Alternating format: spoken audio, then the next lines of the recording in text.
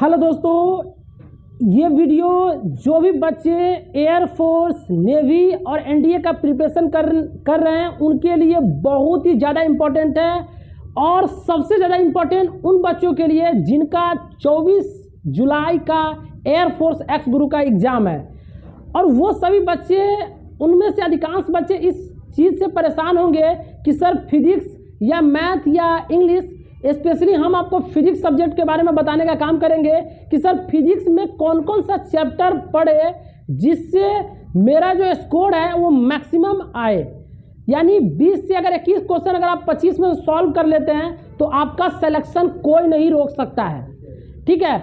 और दोस्तों, इसमें बहुत सारे बच्चे, हम हर एक वीडियो में इस बात को ज़रूर डिस्कस करते हैं कि बहुत सारे बच्चे ये सोचते हैं कि मेरा 25% में ही अगर सिलेक्शन नहीं हुआ तो फिर हम बाहर हो जाएंगे।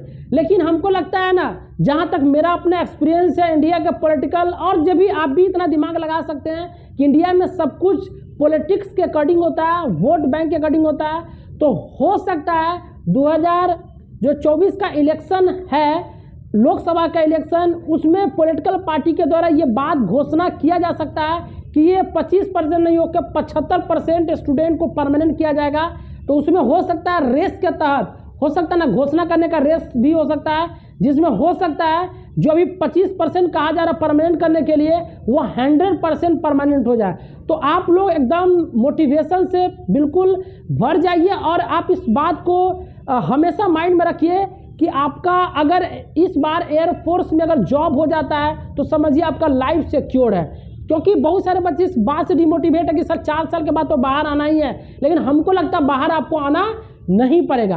तो दोस्तों, अगर इस बार का एयरफोर्स का अगर हम लोग जॉब अगर आप लोग लेना चाहते हैं तो उस केस में आज का जो वीडियो हम आपको वीडियो में जो बताएंगे वो आपके लिए बहुत ज़्यादा इंपॉर्टेंट है और समझना अत्यंत जरूरी है कि किस टॉपिक से कितना क्वेश्चन आपका पूछा जाएगा। तो और सबसे पहले बात करें, जो फर्स्ट आता है आपका physical world and measurement. Physical world and measurement में, इसमें आप बहुत सारे बच्चों को समझ में नहीं आता कि फिजिकल वर्ल्ड एंड मेजरमेंट में क्या पूछेगा। तो इसमें आपको सबसे हम स्कोरिंग बता दें, डायमेंशन से एक क्वेश्चन इस बार गारंटी के साथ आएगा। अगर नहीं आएगा तो आप कमेंट में बिल्कुल कुछ भी बोल सकते हैं। ये मेरा, क्योंकि इस वीडियो को बनाने से पहले हम 6 साल जो प्रीवियस 6 ईयर प्रीवियस क्वेश्चंस का एनालाइज किया और उसके बाद इस वीडियो को हम आपको प्रोवाइड कर रहे हैं। तो ये वीडियो बहुत ही एनालिटिकल होने वाला है। तो जो डायमेंशन से क्वेश्चन आएगा, एक क्वेश्चन आएगा ही यूनिट डायमेंशन। जैसे एग्जांपल में कैसा क्वेश्चन आ सकता है, जैसे एक तो सबसे पहले पूछा सकता है कि फाइंड द डायमेंशन, यानी पूछा जाएगा द डायमेंशन ऑफ मोमेंटम।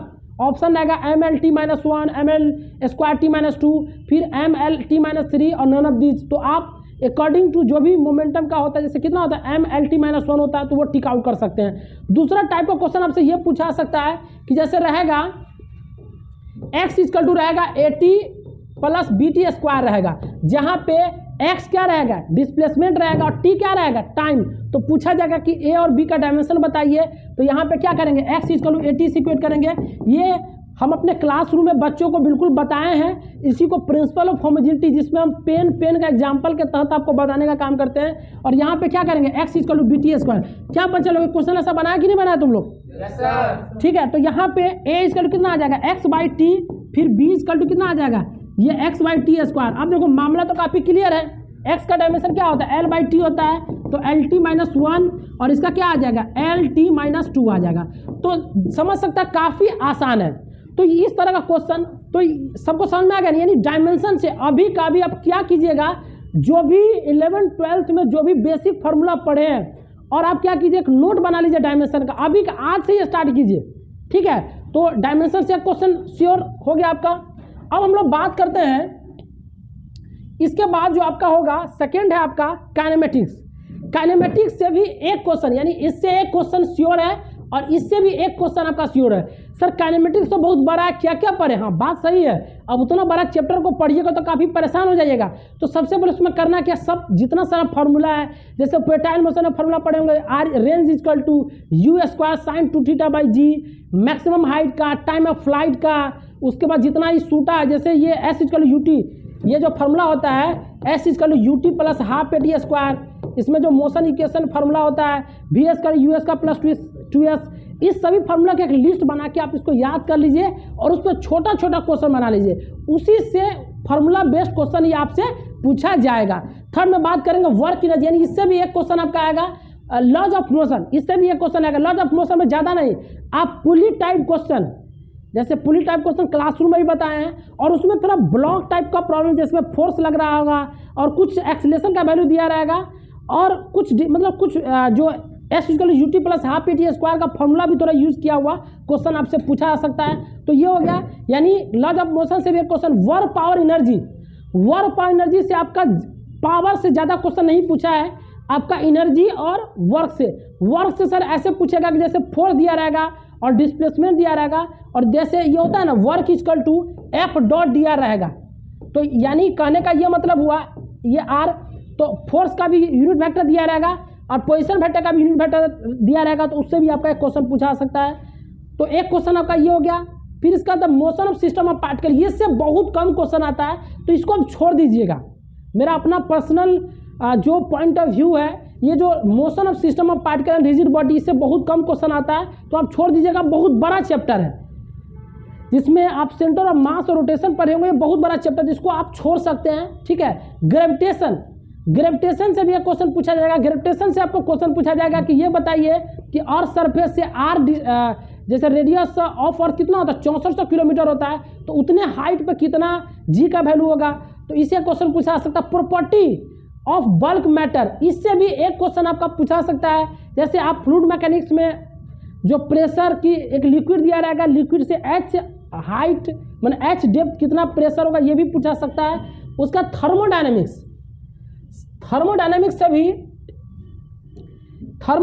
भी एक क्वेश्चन पूछा जा सकता है, खासकर वो जो टेम्परेचर का इंटरचेंज जैसे सेल्सियस से केल्विन में, केल्विन से फ़ारेनहाइट, इससे भी आपका क्वेश्चन एक पूछा जा सकता है। अब उसका behaviour of perfect and kinetic theory of, इससे है ना, इससे एक क्वेश्चन पूछने का चांस बनता है, लेकिन अगर इसको आप नहीं भी पढ़ते हैं ना तो चलेगा। देखो 25 में 25 क्वेश्चन बनाने का प्रयास तो करना चाहिए, लेकिन ये नहीं कि अगर 20-21 क्वेश्चन भी अगर 25 में बना लेते हैं तो आपका सिलेक्शन कोई नहीं रोक सकता है। अब देखिए, अब हो सकता है कि अगर आपका पूरा सिलेबस 100% कंप्लीट है तब तो कोई दिक्कत नहीं, तब तो 25 में 25 बना लीजिए, लेकिन ऐसे बच्चे बहुत ही कम होते हैं। हम लोग को टॉप थोड़े करना है, मतलब हम लोग को जॉब लेना है, सिंपल सा फंडा है। तो अगर आपका एवरेज स्टूडेंट है तो कुछ चैप्टर्स को छोड़ने का भी प्रयास कीजिए, ताकि वो टाइम आप मैथ में भी दे सके और इंग्लिश में दे सके। बात को समझ पा रहे हैं? तो ये ध्यान में रखना है। फिर इसके बाद oscillation and wave, oscillation and wave देखिए, ओसिलेशन एंड वेव में आपका 2 चैप्टर इंक्लूड हो, 3 चैप्टर आ जाता है। एक सिंपल हार्मोनिक मोशन हो गया, एक साउंड हो गया, एक वेव हो गया। तो इससे आपका 2 क्वेश्चन आपका पूछा जा सकता है बच्चा। तो आप इस चैप्टर को सबसे ज़्यादा इंपॉर्टेंट रखिएगा, ओसिलेशन एंड वेव का। उसके बाद बात करेंगे इलेक्ट्रोस्टैटिक्स का। इलेक्ट्रोस्टैटिक्स से, हाँ, इलेक्ट्रोस्टैटिक्स का सबसे जो हम इसको एनालाइज किए तो उसमें हम ये ऑब्जर्व किए हैं कि इलेक्ट्रोस्टैटिक्स में फार्मूला बेस्ड क्वेश्चन ही पूछता है। तो आप सबसे पहले क्या कीजिए, जिस सर के से पढ़े होंगे, चाहे आप ऑनलाइन पढ़े होंगे या ऑफलाइन पढ़े होंगे, तो उन सर के नोटबुक से आप पहले जितना सारा फार्मूला उसको एक पेज में कलेक्ट कर लीजिए और उस फार्मूला को अब याद कर जाइए। ठीक है सर, याद कैसे करें, ये तो मामला ख़राब हो जाएगा। भाई साहब, याद करने का मतलब ये हुआ कि आप 2 साल पढ़ाई किए हैं, 2 साल पढ़ाई किए हैं। खासकर देखो, कितना भी बच्चे अगर वीक होता है तो 12th का है ना, बोर्ड के डर से पढ़ जरूर लेता है। तो इलेक्ट्रोस्टैटिक्स का फार्मूला, जैसे इलेक्ट्रिक फील्ड का फार्मूला हो गया, इलेक्ट्रिक पोटेंशियल का फार्मूला हो गया, इलेक्ट्रिक डाइपोल का फार्मूला क्या होता है, डाइपोल मोमेंट का फार्मूला क्या होता है। जैसे अगर हम लोग बात करें, थोड़ा सा इस पर डिस्कस कर ही देते हैं। जैसे डाइपोल मोमेंट का फार्मूला क्या होता है, 4 गुना लेंथ होता है, तो ये भी पूछ सकता है। 4 का वैल्यू दे दिया रहेगा, लेंथ का वैल्यू, एकदम फार्मूला बेस्ड क्वेश्चन पूछता है। अभी तक जो एयरफोर्स एक्स गुरु का हम देखे हैं। ठीक है, उसके बाद आप बात करें अगर करंट इलेक्ट्रिसिटी, तो करंट इलेक्ट्रिसिटी से भी एक क्वेश्चन आपका पूछा जा सकता है। जैसे किरचॉफ्स लॉ पे क्वेश्चन पूछा जाता है। उसका मैग्नेटिक इफेक्ट और मैग्नेटिज्म, इससे आपका क्वेश्चन नहीं पूछता है, बहुत कम क्वेश्चन पूछा है, तो आप इस चैप्टर को छोड़ भी सकते हैं। उसके बाद अगर बात करें electromagnetic induction and alternating current का, इससे भी आपका एक क्वेश्चन पूछा है। ठीक है, और जो सबसे स्कोरिंग मेरे हिसाब से है वो है आपका इलेक्ट्रोमैग्नेटिक वेव। क्योंकि आप बोलेगा सर अभी तक तो जो सबसे ज़्यादा स्कोरिंग इसी को क्यों बोले, इसको हम इसलिए बोले क्योंकि ये बहुत ही आसान होता है। इलेक्ट्रोमैग्नेटिक वेव को अगर आधा घंटा अगर आप पढ़ लेते हैं सही से और अब भाई साहब अगर आधा घंटा कोई टॉपिक को पढ़ ले, उसे एक क्वेश्चन आ जाए तो सबसे आसान है कि नहीं? तो इलेक्ट्रोमैग्नेटिक वेव जो होता है ना, सबसे आसान होता है। तो ये मामला है। उसके बाद हम लोग आगे बात करते हैं इसको, यहाँ से वीडियो स्टॉप हो सकता है कि नहीं? चारों को उसको कट कर देंगे, उसको कट कर देंगे। ना अब ना अभी सही है, अभी रहने दो, अभी सही है। हाँ, इसको यहाँ पे लाए,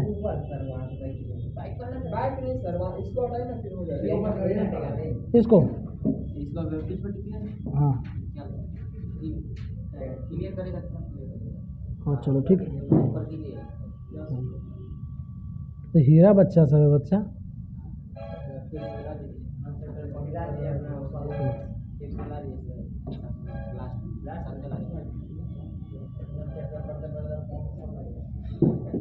कहाँ अब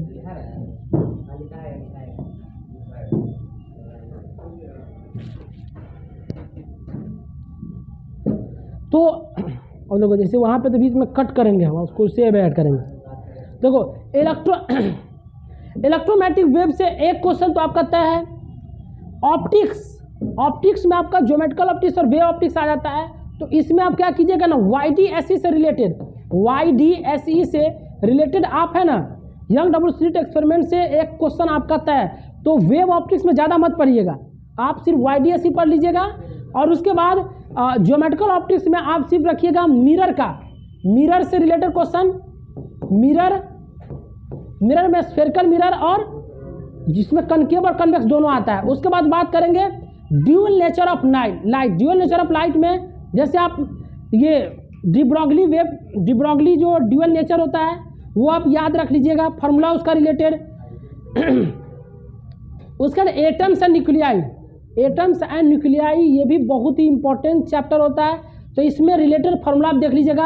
हाँ, इलेक्ट्रॉनिक डिवाइस का समझिएगा, इलेक्ट्रॉनिक डिवाइस का जो आप क्योंकि देखिए जो बच्चे खासकर जो बिहार बोर्ड के स्टूडेंट हैं उनको आप देखिएगा तो लॉजिक गेट, खासकर जो भी बोर्ड से स्टूडेंट है, क्योंकि बिहार बोर्ड में ज़्यादा क्वेश्चन पूछा था इसीलिए बिहार बोर्ड का एग्जाम्पल दिए हैं। लॉजिक गेट पे जो बेस्ट क्वेश्चन होता है ना बहुत पूछता है। जैसे नॉट गेट हो गया, जैसे बच्चा पढ़ा है कि नहीं पढ़ा?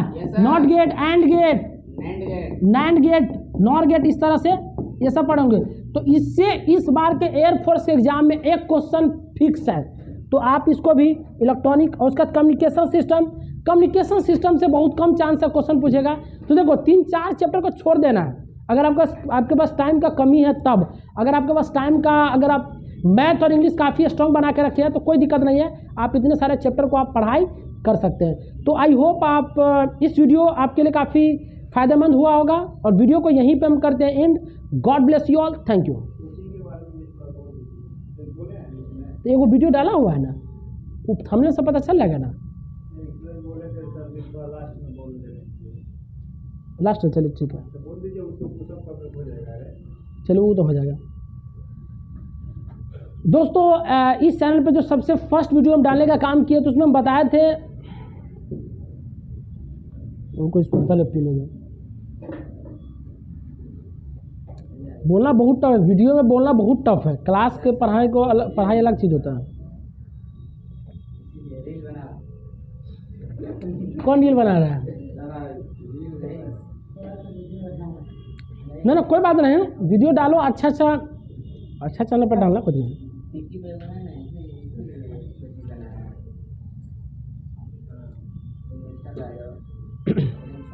चलो देखो, एक लास्ट में आप लोगों से रिक्वेस्ट है, जो भी बच्चे देख रहे हैं इस वीडियो को, देखिए जिस तरीके से यहाँ पे पटना में मिनर्वा कोचिंग एक बहुत ही जो 30 सालों से पटना में एक क्वालिटी एजुकेशन प्रोवाइड कर रहा है डिफेंस के स्टूडेंट के लिए, तो एक नए सिरे से काफ़ी इनोवेटिव वे में, क्योंकि अभी तक अगर हम बात करें बिहार में स्पेशली, हम क्योंकि दूसरे स्टेट का बात क्या करें, सबसे पहले हम लोग को बिहार को मजबूत करना है।